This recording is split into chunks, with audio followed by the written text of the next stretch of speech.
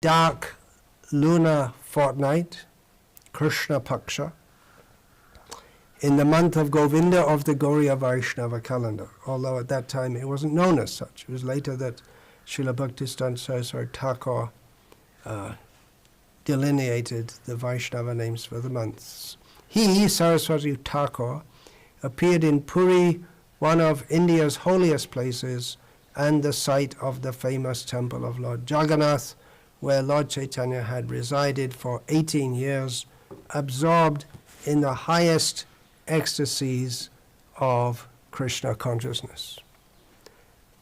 Today is a very special day for the whole universe.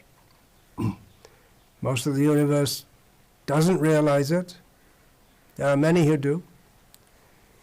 Sujanarbuddha radita padayugam. His lotus feet, his 2 lotus feet, are worshipped by hundreds of millions of highly saintly people. In the world at the present time, there are not hundreds of millions of highly saintly people. At least they haven't been recognized or developed as such as yet. It's a special day for the whole universe. It's a special day especially for his followers. It's a special day especially for me, because I had the mercy to compile a book about him. Bhakti indicates purity.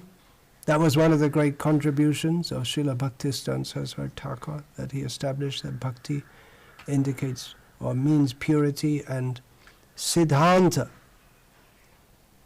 indicates intelligence. Siddhanta. Sarasvati means intelligence. And although my level of purity, of bhakti, and of intelligence, obviously, there's no need for false eulogies here, but it's obviously doesn't come anywhere close to that of Srila Bhaktisddhanta Sarasvati Thakura. I had the mercy, which is another feature of bhakti and of bhakti siddhanta. I had the mercy of he who is Gaura Karuna Shakti Vigraha, the very form of the mercy potency of Chaitanya Mahaprabhu. I had the mercy to compile that book, which even myself, when I read it, I am so amazed, because it's not me, it's him manifesting. I had the mercy to compile that. As Ganga is offered to Ganga, just like a child goes to the Ganga with his father and offers some water, taking water from the Ganga, offers to Ganga. The child doesn't know what he's doing, but he has the same effect. He's doing the right thing.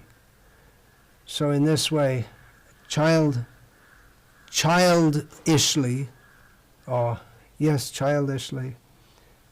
I had the opportunity to compile that book, which will no doubt be being quoted much today, at least in ISKCON centers around the world.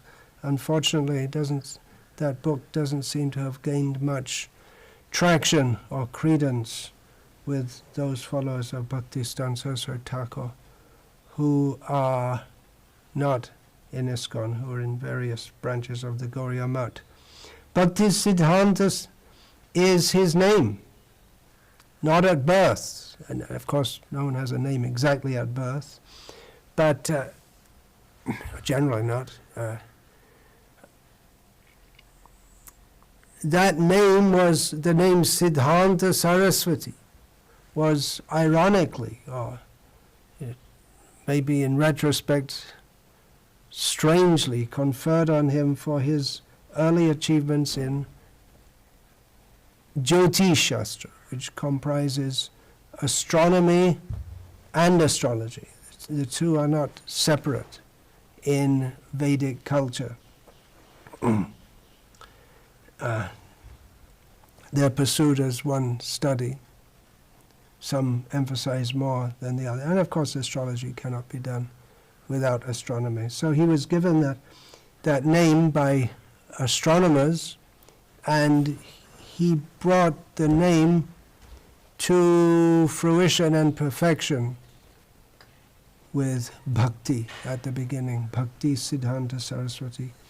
So Bhaktisddhanta is a name, and Bhaktisddhanta is a concept. It's not a thing, a tangible thing. It's not a quantifiable thing. It's an abstract, actually two abstract concepts. Bhakti. What is bhakti? There are many definitions of what is bhakti. We as followers of Rupa Goswami, Shri Rupa Anuga Bhakti, he is the one who gave Bhaktisddhanta Saraswati, who is the one who gives bhakti, following the line of Srila Rupa Goswami. So especially we emphasize the Bhagavatam conclusion as summarized by Srila Rupa Goswami, Anyabhilashita shunyam jnana kamadyanavritamanu krishnanu shilanam bhaktirutama. The highest bhakti is that which is conducted without any personal desire, either for material progress or for desires for intellectual progress leading to impersonalism, impersonal realization, but is simply practiced for the pleasure of Krishna, as Krishna wants. So this is it's a concept, if you will. And Bhaktisddhanta Saraswati Thakura, as does any guru, must reify this concept of Bhaktisiddhanta, which is a combination of Bhakti and Siddhanta, which are two concepts. Reify means he embodies it. He is Bhaktisiddhanta. He lives it. Bhaktisiddhanta is a name, is a concept, and also a reality, or more precisely, it is reality. Those who search for reality, what is real, they try to do so generally through philosophical methods, seekers of the truth. They try to understand with their mind what it is. They try to come to Siddhanta, a conclusion about what it is. Bhakti Siddhanta is the ultimate, it is reality. When we say ultimate reality, well, is there half reality? Yeah, the material world is also real, but in one sense, although the Vaishnavas reject Shankaracharya's claim, Jagam Mithya, that this world is false, to some extent, it's true. It's not the truth. It is the truth, but it's not the whole. This material world is not the whole truth and nothing but the truth. It is not the absolute reality. Bhakti is the ultimate reality, and Bhakti Siddhanta is the ultimate reality, because Bhakti is inseparable from Siddhanta. To give some kind of example, Krishna is the ultimate truth, eternally, absolute truth. But also eternal and conveying that truth are the Vedas. Both exist eternally. The Vedas shine the light of the truth on the truth. To understand the Vedas requires to understand the proper Siddhanta. So, Bhaktisddhanta, Bhakti Vedanta, they have the same meaning, but just from a slightly different perspective. Those who seek reality, they try to understand through Siddhanta. But the highest Siddhanta is that beyond Siddhanta is love. This means Vraja Prem. In the land where there is no discussion of philosophy per se, as is considered by philosophers. So Bhakti Siddhanta. Siddhanta is meant to lead to Bhakti. The highest Siddhanta is that beyond Siddhanta is love. So ultimately Bhaktisiddhanta is about love. And when I'm saying this, what am I saying? Am I talking about the concept? Love is a concept. So Bhakti, Siddhanta, is it the concept? But the person also is about love. Love is sweet, especially that love which Chaitanya Mahaprabhu came to give through Rupa Goswami, Madhuryojvala Premardha. It's a very sweet love. When we think of Bhaktisiddhanta, we think of the concept. It's already there in Chaitanya Charitamrita. Bhaktisiddhanta viruddha or rasabhas shunile prabhur chite nahoyulash. The term Bhaktisiddhanta comes up several times in Sri Chaitanya Charitamrita. Can you get me some tissue? I'm trying to signal to you, but unsuccessfully. The term comes up several times in Sri Chaitanya Charitamrita. That concept, lift the Gita off the floor.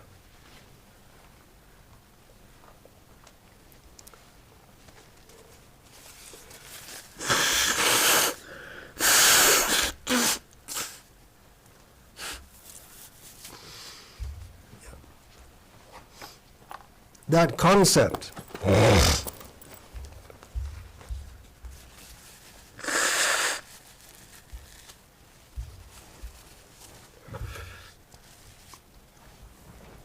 is ultimately the person. When we think of Bhaktisiddhanta, we think of it as a concept, but it's the name of a person, and it is a specific person. We think, generally Gauriya Vaishnavas outside of the line of Bhaktisiddhanta, so they may think of Bhaktisiddhanta, that's a term in Chaitanya Charitamrita. Actually, most of them don't think of it at all, which is why Bhaktisddhanta Sarasvati had to come. But we think, when we think of Bhaktisiddhanta, because we are sheltered at his lotus feet, we tend to think first, when we hear the term Bhaktisiddhanta, we tend to think of the person. What person could have such a name? Who can live up to that? Who is full of the sweetness of bhakti and the correctness of Siddhanta? Both are there. There's neither anything lacking in the sweetness and the love. It's absolutely full of bhakti and sweetness, but also completely full, nothing lacking, absolutely clear Siddhanta. Who could have such a name? Who can live up to such a name? And factually, when we consider the personality of Bhaktisddhanta Sarasvati, we can read about that personality, that person, in Sri Bhaktisiddhanta Vaibhav and other writings. Seems like a very formidable person, very hard to approach. We might be very afraid to come near him, as his opponents, especially, they became afraid of him and even of his followers. We might not want to come close. When we think of Srila Prabhupada, our own Srila Prabhupada, Bhaktivedanta Swami Srila Prabhupada, we think, yes, I want to be with him, but we might think twice if we think I have to be with Bhaktisddhanta Saraswati, because he seems to be a very uncompromising person, demanding total surrender with no excuses. We conceptually might prefer bhakti, the sweetness and love of bhakti without the siddhanta. And the siddhanta means you have to surrender to Krishna just every second. No excuses. Not even a slight modulation within the mind toward anything, but intense love of Krishna. This is Bhakti Siddhanta. It sounds hard, doesn't it? And after all, Chaitanya Mahaprabhu came to give Harinam. It's a lot easier just to chant Hare Krishna without having to worry about all this surrendering, becoming pure. But this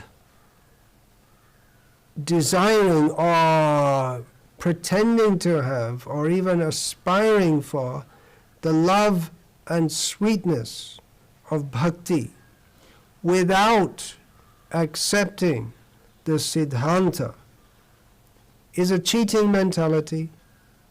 They're inseparable. If you want to accept Krishna without accepting his instructions, Sarvadhaman parityaja mamekam sharanam vraja, it's a kind of cheating. If you want to talk about Krishna without accepting his description of himself, mataf parataram nanyat, kinchirasti dhananja, there's no truth higher than me, then it's a kind of cheating mentality, and it is this cheating mentality that Bhaktisiddhanta Saraswati came to destroy. It was as if destroying bhakti, this cheating mentality. Bhakti cannot be destroyed. There's no question of bhakti being destroyed. But the false manifestations of love and sweetness without regard for rupanuga bhakti, following the rules and regulations as given by Rupa Goswami and his followers, indulging in sense gratification, then we don't get the actual love and sweetness of bhakti. In the name of bhakti, we get a false love and sweetness, which is the whole condition of the material world. Why, as Srila Prabhupada explains in his preamble to Bhakti Rasamrita Sindhu, translated and presented as the Nectar of Devotion, that why do people work hard in this material world? Why do we do anything? Because we are looking for some rasa. Ultimately, we're looking for love. Srila Prabhupada uses this word several times. He expands on this concept of love. Everyone is looking for love, but that's in Krishna, and the Bhakti Rasamrita Sindhu is meant to lead us to that love, that rasa of love of Krishna. But it is different from the material rasa that people get. They love their family, so they work hard. But that is the perverted reflection of the real bhakti, which Chaitanya Mahaprabhu came to give, which is reality. Now it is real, the love and sweetness of this material world. It is real, but it is real yatha bhasho yatha tamaha, like the reflection within darkness. We can't say the reflection isn't real, but it's not a substantial reality. So the Bhaktisddhanta Sarasvati, one of his major tasks, or that for which he is widely remembered and glorified properly, is that he came to describe what is actual bhakti according to Siddhanta, to delineate it, that you cannot have the love and sweetness without proper understanding and proper following. And people say, well, we just want bhakti, we're just going for bhakti. Love of Krishna. Yeah, we love Krishna. But if you love Krishna, then you have to do what Krishna says. So they will criticize that, we want bhakti. And Bhaktisddhanta Saraswati Thakura, of course, he will agree. Everything he's doing and saying is meant for bhakti, Krishna bhakti, Radha Krishna bhakti. It's all meant for that. And the name bhakti comes before Siddhanta. Siddhanta is an adjunct of bhakti. Not that, well, they're two completely interlinked. If we have bhakti without Siddhanta, as apparently do the Vrajavasis, that is the highest bhakti. But in this material world where we lack Siddhanta, we lack proper understanding. If we try to go up to the love of the level of the Vrajavasis, then we'll fail without proper understanding. We don't know the proper path. So bhakti comes before Siddhanta. But in this material world, bhakti has to be bhakti is the aim and object. But it has to be approached through Siddhanta. And his critics would criticize, oh, you're just a philosopher, a jnani, there's no bhakti. But he had to establish that. If you want bhakti, then you have to understand, accept, and follow this Siddhanta. Chaitanya Mahaprabhu came to liberally give love of Krishna, but that because it had been misrepresented by persons who claimed to be his followers, it was the same. They were giving something, love and sweetness, which they represented as being that which Chaitanya Mahaprabhu came to give. But due to their lack of Siddhanta, their lack of surrender, their lack of genuine bhakti, their lack of desire to follow Siddhanta, then what they were actually giving was something mundane. And so it had become harder to access what Chaitanya Mahaprabhu came to give due to the misrepresentation of it. Shruti Smriti Puranadi Pancharatra Vidhing Vina Aikantaki Hare Bhakti Utpatayaiva Kalpate.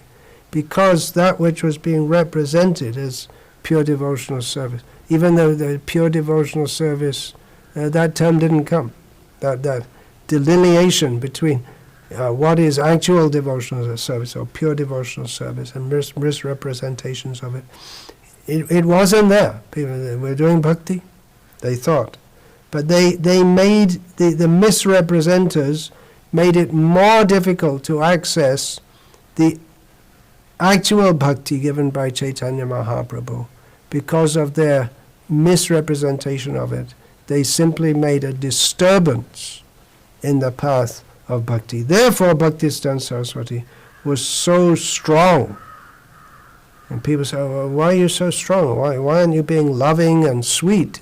Bhakti is all about love and sweetness.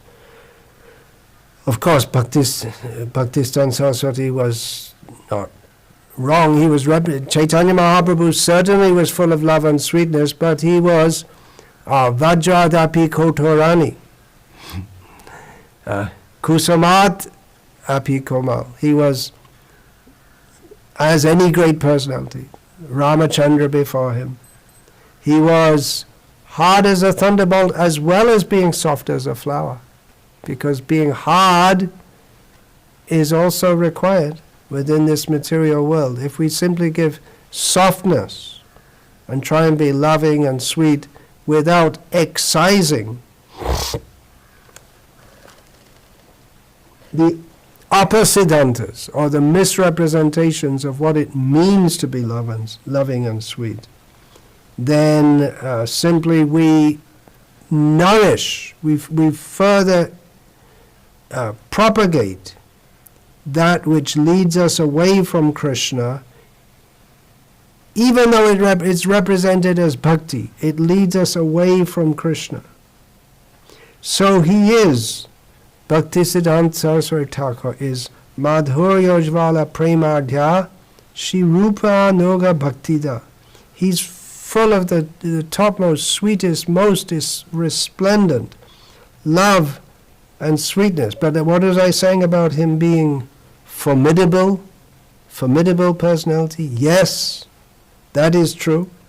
But it's also true that he was the most loving and sweet personality. It cannot be otherwise.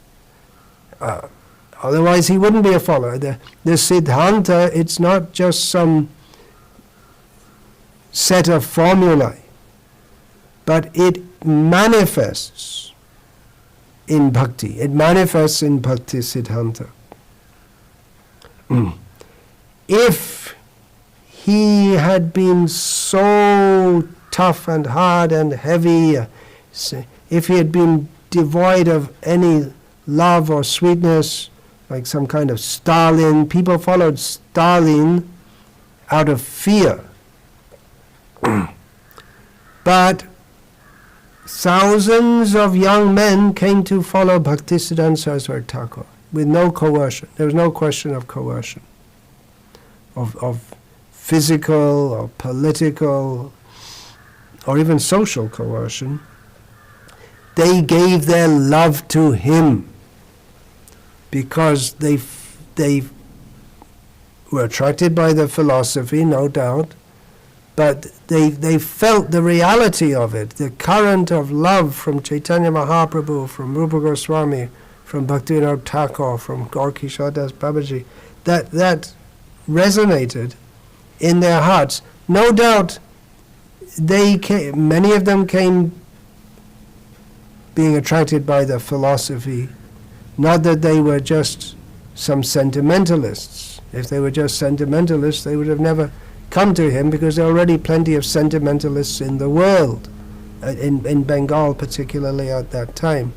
But many of the people who came to him were young, highly educated men with very bright prospects in the world. It was an exciting time in the world where new vistas were opening up. The traditional society had changed a lot. Even the very fact that many of these young men were educated in English was a new phenomenon which was changing society and opening up the world, their world, to all kinds of possibilities for material advancement. They had been sent to the secular schools for education. They were the hopes of their families. It's very difficult to break the bondage of family attachment and family pressure, especially in India, even up to the present time. What to speak of that time? And what to speak of that most of his followers were from Bengali families and Bengali mothers. It's like a cornerstone of Bengali culture. Bengali mothers up to the present time are known for their lavish, doting affection upon their sons, especially, and again, more so at that time even, because it was a more traditional society at that time. But coming out from their bright material prospects, coming out from, many of them were also followers of the nationalist movement, independence movement of India, coming out from that, coming out from the crying and the embraces of their mothers, they left everything to go to him. It would not be possible on the strength of philosophy alone.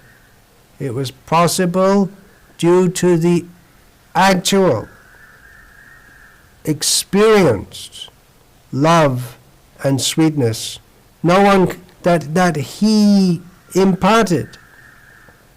No one comes, even to Krishna consciousness at the present time, no one comes due to philosophy alone. I've heard cases about people in more than one case, in various parts of the world, who are very impressed by the philosophy that they read in the books. And they come to the temple and they go, no, it's not real. When I first read one of Srila Prabhupada's books, I wasn't living in a temple, or I'd never been to any temple. I thought, well, this sounds great, but I need guidance, and I can't get ahead by myself. I need something like a guru. But okay, let's go and visit and see if it's true, if they're actually living up to the books. If they are, I'll join them. But I was doubtful. I wasn't going to join just on the strength of the philosophy. Whatever little I'd understood from the first reading of one of Srila Prabhupada's books, I understood this is great. This is what I'm looking for. But I wasn't going to join another sham organization, because I'd seen Christianity. The teachings of Jesus are wonderful, but the church, I was raised in that. I have more respect now than I had at that time. But anyway, the point is there. People, they're not going to join on the basis of philosophy. They need to live it and experience it. Paradoxically, even Buddha and later Shankaracharya, they taught the non-existence of personality or the non-existence of individual personality, respectively. In other words, they denied the very existence of love and sweetness being a reality. Buddha Dev denies the existence of the soul, so if there's no soul, there's no emotions, there's no love, and there's no sweetness. And Shankara denies the existence of plurality of souls, but love is to be shared between souls. So both of them, philosophically, they deny transcendental love and sweetness, and they decry the love and sweetness of this world as that which binds us in this world, which is true, and we accept that. But we go beyond their negativity and go up to the transcendental love and sweetness. But they don't accept this at all, but they also would have not been able to propagate their teachings if it wasn't for their personality. No one could have become a Buddhist just by reading some rock inscriptions about Buddha's teachings. Even today, stories of the Buddha, famous stories, and of the bodhisattvas prior to him, these stories convey his teachings to the masses of Buddhists and they're far better known than, and endear people to Buddhism and to the personality of Buddha, which theoretically doesn't exist. If it did exist, it should have stopped existing if he reached nirvana, and if he didn't, then who else is going to reach it?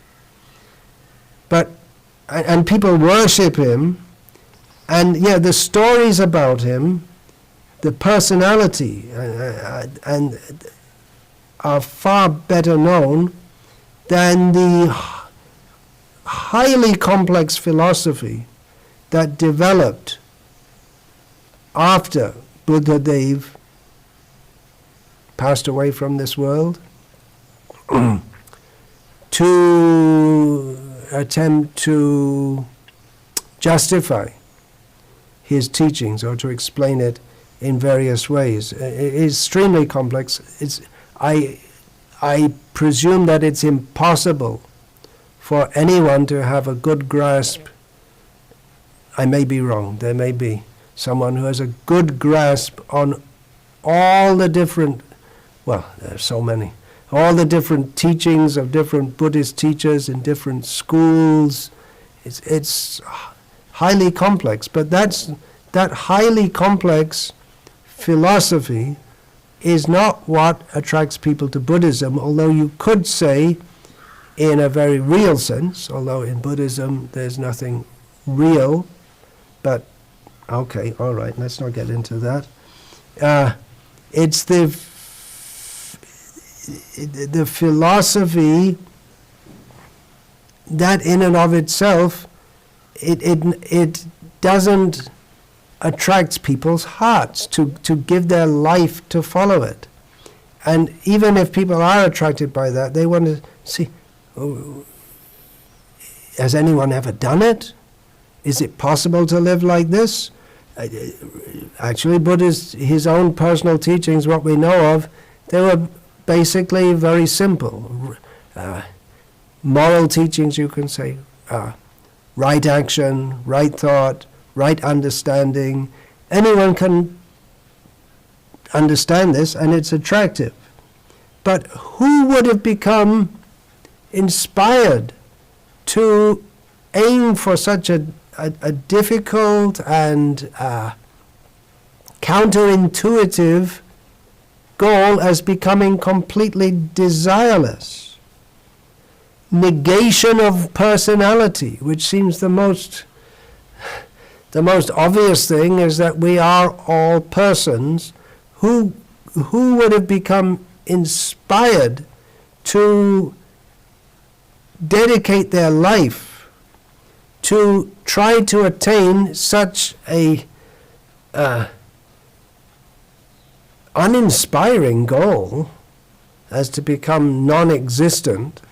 And again, I'm just using words, and Buddhists will criticize me for what I'm saying, but they have to use similar kind of words because their philosophical teachings require it. Who would have become inspired, and such a difficult process, especially the original Buddhism, as it was known in this world. Later came Mahayana, where the whole concept of mercy and everything became underscored greatly. But who would have become inspired to follow such a difficult process, to get such, well, maybe it's just personally speaking, but it seems like such an uninspiring aim as to become personality-less? Who would have dedicated their life to that unless they're inspired by the personality of Buddhadev? So similarly, I should just say one more thing about Buddhadev. Unless he'd shown actual love and compassion for his followers, which ultimately he negates, that there's no such thing as love and compassion or followers, then why? And of course in Mahayana Buddhism they emphasize this so much, the compassion. By who, for who, what it is, that's it doesn't fit with the philosophy. But anyway, unless he had actually had that love, and unless the people following him felt it, why would they have come to him? Why would they have stayed with him? Well, you may say, well, what about all these people that Bhaktisddhanta Saraswati Thakur criticized? They talk about love and sweetness, and they have followers. Yes, that's true. Do they actually have love and sweetness? Patently, we have to understand through the Bhaktisiddhanta that by their material activities, which are gross, were gross in many cases, it is clear that they're not on the actual platform of love and sweetness. Therefore, Bhakti Siddhanta is needed. They're not actually on the platform of love and sweetness if they're still engaging in mundane activities. So similarly, Bhaktisiddhanta Saraswati, he brought love. It was already there, Chaitanya Mahaprabhu's teachings, but it had become obfuscated to a large extent. What Chaitanya Mahaprabhu came to give, Nityananda came to give, that had become largely obfuscated, not just obfuscated or covered over, but misrepresented. So if someone heard about Chaitanya Mahaprabhu, just like Bhaktivinoda Thakur, he had grown up hearing about Chaitanya Mahaprabhu. He had such a wrong idea about it, talking conventionally here, from what he'd learned from his English education, that he felt repulsed by it. That was one of the major points of the English education, or maybe the central point. They wanted young, intelligent men who had become the proteges of the British to become disgusted with their own religion. So Bhaktivinoda Thakur felt that, but then, by divine arrangement, when he became attracted to wanting to understand about the personality of Chaitanya Dev, because so many people in Bengal, although they criticized the Vaishnavas, they still had great regard for Chaitanya Dev himself, although some also criticized Chaitanya Dev himself. But Bhaktivinoda Thakur became eager to find out more about Chaitanya Dev and his teachings, and then he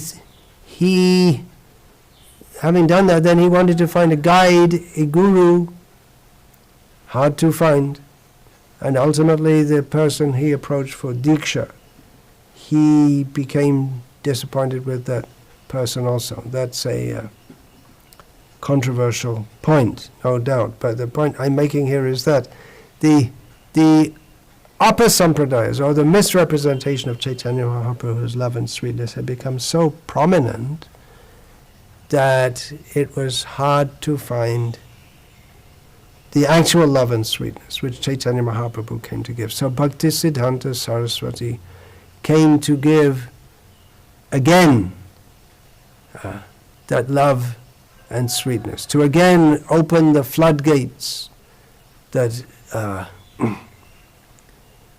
Nityananda Prabhu had brought by cutting a canal from the ocean of love. Abhada Karuna Sindhu Nitai Katiya Muhan. He Gare Gare Bhule Prem. He went, Nityananda Prabhu cut a canal from the unlimited ocean of love of Krishna, and then went door to door, bringing that, Amiyar Ban, a flood of nectar of love of Krishna. So that had again become blocked, as Srila Prabhupada noted in one of those poems which he composed. I can't remember, it was either Vaishishtashtashtakam or Virahashtakam. He noted that the caste Goswamis and others had blocked the flow of then they'd block the canal, blocked with a lock. So maybe just a little water. If you see the locks, at least I used to live next to the Grand Trunk Canal or something. I can't remember the name. In England, which links London, the waterway, London with Birmingham. Now I'm trying to think of the name. Grand something Canal. And so there were what you might call primitive wooden locks in which the water is blocked, but some gets through. So it's maybe something was getting, some of the love of Chaitanya Mahaprabhu was getting through, but not the flood. And then when the lock gate is opened, what a shower, a tremendous force.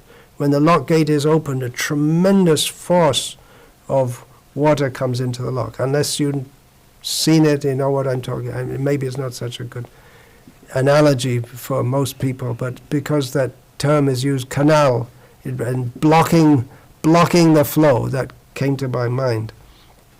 So Bhaktisddhanta Saraswati, he opened again the floodgates of love of Krishna, and not the love and with his own personal love and compassion. He was a formidable, if you see only the Siddhanta, but if you see the Bhakti, which is inseparable from Siddhanta, then he had so much love and sweetness. But he refused to accede to the sentimental, cheating propensity of those who wanted to approach him only or directly as bhakti, in the bhakti feature, without accessing the Siddhanta part, which he came to give. Which he was following Bhaktivinoda Thakur. That's another major theme of his whole existence, is that he's fully made of Bhaktivinoda. Because, as Bhaktivinoda Thakur has had one, Najai Brikopari, Tane Fal Dhare, Dushta Fal Karibe Arjan. If one tries to climb up the tree, without climbing up the tree, Najai Brikopari, and if one simply wants to pull down the fruits from the ground, you'll get the rotten fruits. Referring to those who, without going up, becoming purified, they want to go up to the level of prema bhakti. They'll only get the rotten fruits by pulling on the tree. Then again, Bhaktivinoda Thakur, that, what did he say? What is it? Siddha Deha Bhave. I'm just not remembering now. Siddha Deha Bhave. Viparita Phala Janme. Shaktira Bhave. Just the first words of that saying of Bhaktivinoda Thakur I'm missing. Adhika is very important. Adhika na labhya siddha deha bhave. Viparja buddhi janme shaktira bhave. Without becoming properly qualified, if one tries to meditate upon his position within Vraja Lila, then he'll get an opposite result. Instead of his consciousness becoming purified, it will become more contaminated due to lack of strength, spiritual strength. So as our own Srila Prabhupada emphasized to us again and again and again and again, spiritual strength comes from following the regulative principles. So Bhaktisddhanta Saraswati Thakur stressed this, the need to follow principles, not just be sentimental.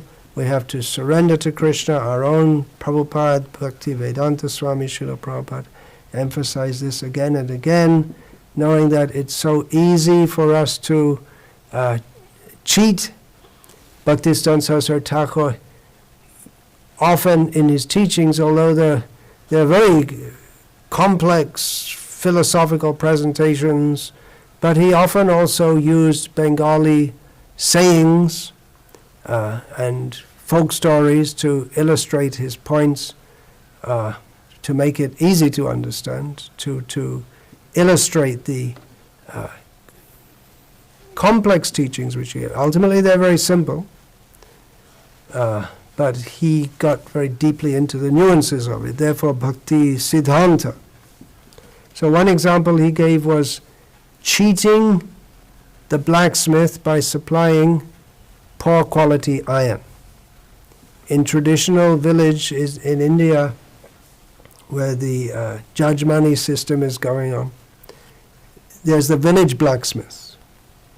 And if you want something made, just like you want some farming implement made, or kitchen utensil made, you have to supply the blacksmith with iron, and he will make it for you. But this example is, if you give the blacksmith poor quality iron, and then he makes what you want, a plow or something, and then the first time you use the plow breaks, and you blame the blacksmith. But the blacksmith is not to be blamed. You have tried to cheat him, and you're thinking you're going to get a first-class utensil by supplying poor quality iron. It doesn't work. You have to do your part also. And in fact, the blacksmith, he may, due to some kind of social pressure, accept the poor quality iron, but he'll tell you, actually, the proper blacksmith will tell you, I'm obliged, due to my duty, to make something if you ask me to, having given me the iron, but I'm telling you right now that this isn't going to work. You need the proper, for making good utensils, you need good implements, you need good quality iron, or steel, or whatever. So in the same way, if we think that, well, I won't follow everything, I won't come to the proper level of purity required, and still I'm going to get the full gift of Chaitanya Mahaprabhu, then we're just cheating ourselves. We won't get it. And the duty of the Guru is to tell us that.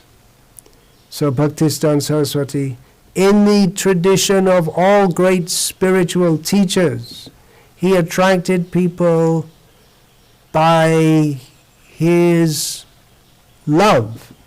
Actually, there have been spiritual teachers who they attracted people by their just by being nasty and rebels and very critical. I'm thinking of Martin Luther, and later Calvin, who was doesn't seem to be a very loving person. And that also is going on at the present time, where we have just like Ritvik-vadis are always, all they can do is criticize others, and they also get followed. So that's also, that's the, instead of the love and compassion, they give it something opposite of that. It's just the opposite of what Christ came to give or what Prabhupada came to give, just hatred of others. But just as so I was saying, Buddha, Shankara, paradoxically or contradictorily, they attracted people to their teachings of non-personality by their own very personality. They attracted people to their teachings of getting free from bondage by bringing people in, attracting them with a bondage, you can say, of the attraction of their own personality. Whereas Bhaktisiddhanta came to teach the Bhaktisiddhanta, the truth that, yes, bondage in this material world is to be got free from, but beyond that is to enter the bondage of love. So Srila Bhaktisiddhanta Saraswati Thakura appeared in this world in 1874 by the Christian calendar. That's 145 years ago. Bhaktisiddhanta appeared, but Bhaktisiddhanta didn't appear. What? Bhaktisiddhanta is an eternally existing principle. It's always existing. But it wasn't there. It was there and not there. Just like Krishna appeared in this world some 5,000 plus years ago. But he was already there. In one sense, he doesn't appear because he's already there, but he becomes visible to the eyes of people in this world. So in the same way, Bhaktisiddhanta was there. Chaitanya Mahaprabhu brought it. Even if he hadn't brought it, Bhaktisiddhanta is eternally existent in the hearts of all living beings. It's the innate position of everyone, every living being, to love Krishna and to accept themselves as their eternal servant. But Bhaktisiddhanta Saraswati came to ignite that Bhakti Siddhanta, which was there, but not, he became visible. He appeared in this world to make Bhakti Siddhanta appear in this world. This whole world is suffering. Why? Due to lack of bhakti, love, and siddhanta, proper intelligence and proper understanding. So he was a person of immense intelligence, clear understanding, and tremendous love. And his intelligence, his understanding, his love, just on a different platform to that of we poor souls who out of his mercy he picked up. So he appeared in this world, Bhaktisiddhanta Saraswati appeared in this world, but in another sense Bhaktisiddhanta didn't appear, it's already there, but he made it appear. It was not apparent to us that we are meant for Bhaktisiddhanta. He again revealed Chaitanya Mahaprabhu's Bhaktisiddhanta, which had become covered. He's all about sweetness and love, ultimately, but not cheap.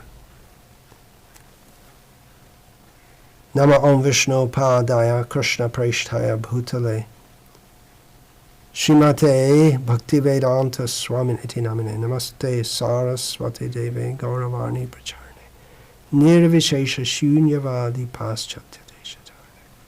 Nama Om Vishnu Padaya Krishna Preshtaya Bhutale Shrimate Bhaktisiddhanta Sarasvati iti namine Shivarshabhanavi Devi Dayataya Kripadaya Krishna Sambandha Vijnana Dayane Prabhave Namaha Madhuryo Jvala Premardhashi Rupa Noga Bhakti Dashi Gaura Karuna Shakti Vigrahaya Namastute. Namaste Gauravarni Shri Murtiye Dinatarine Rupa Noga Virudhapa Siddhanta Dvantaharne Vancha Kalpatarubhyascha Kripa Patitanam Pavanebhyo Vaishnavebhyo Namo Namaha Dante Nitaya Chunakam Padayane Patyakritva Chakakushatamedadam Pravi Hey Sadhava Sakala Eva Vihaya Durang Gauranga Chandra Charne